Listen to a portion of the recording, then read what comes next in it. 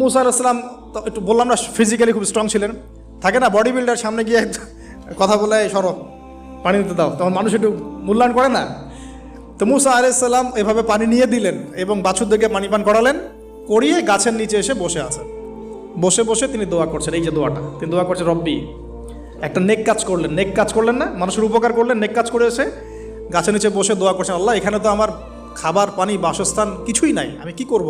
রব্বি ইন্নি লিমা আনজালতা ইলাইয়া মিন খায়রিন ফকির, রব্বি ইন্নি লিমা আনজালতা ইলাইয়া মিন খায়রিন ফকির। আবার বলেন, রব্বি ইন্নি লিমা আনজালতা ইলাইয়া মিন খায়রিন ফকির। অর্থ হচ্ছে, হে আল্লাহ, তুমি তোমার পক্ষ থেকে আমার উপরে যে নেয়ামতগুলো দিবে, আমি এর জন্য ফকির হয়ে বসে আছি।